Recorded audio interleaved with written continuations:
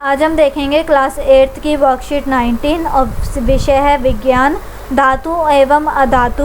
अब तक हमने धातुओं और अधातुओं के बारे में बहुत कुछ जाना। आज हम धातु और अधातु के भौतिक गुणों की तुलना करते हुए उन सभी की क्या करेंगे, एक तरीके की रिवीजन करेंगे।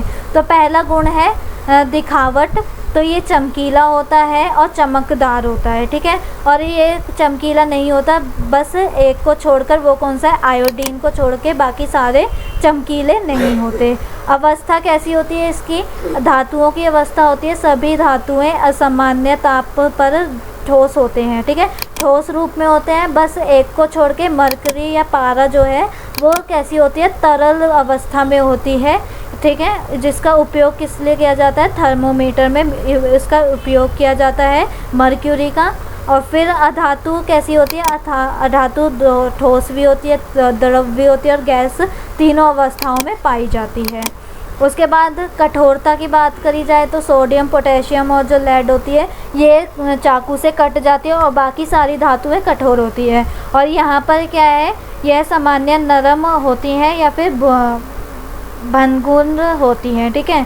उसके बाद है आघात वर्धनीय धातुएं क्या होती हैं, अगर हम हथौड़े से मारे इसे तो ये पतली शीट में क्या हो जाती है, बदल जाती है। लेकिन अगर हम अधातुओं को ऐसे मारे किससे, हथौड़े से, तो वो छोटे छोटे टुकड़ों में कट हो जाती है, छोटे छोटे टुकड़ों में ब्रेक हो जाती है। तनिया खींचकर तारों को हम क्या बना सकते हैं, एक उसे खींच के तार बना सकते हैं, लेकिन इसे हम कोई ऐसी तार वायर नहीं बना सकते।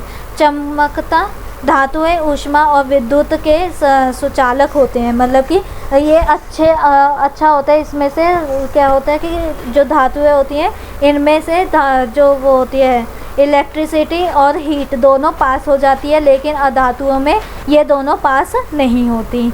अब ध्वन्य, ये ध्वनि होती है जिसकी वजह से घंटियाँ धातु की होती हैं, ठीक है। आपको पता है घंटी जो होती है वो धातु की होती है, तभी अगर एक धातु दूसरे धातु से जब टकराता है तो एक साउंड आती है, उसे ही ध्वनिक कहते हैं। लेकिन जो अधातु होते हैं वो ध्वनिक नहीं होते।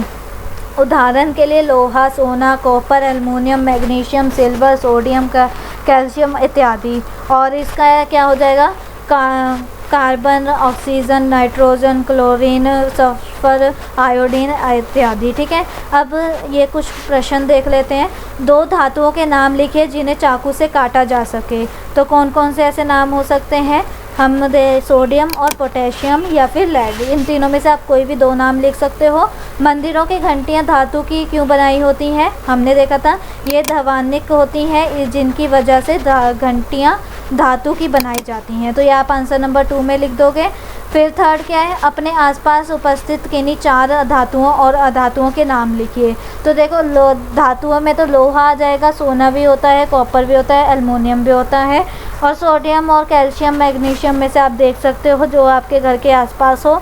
और यहाँ पर देखा जाए तो कार्बन एटमॉस्फेयर में होती है, नाइट्रोजन, ऑक्सीजन, ये सारी एटमॉस्फेयर में सारी गैसेज होती हैं। और आयोडीन वगैरह जो भी आपका है यहाँ आपके आसपास लिख दो, वरना इन्हीं में से कोई 4 उठा के लिख दो, ठीक है।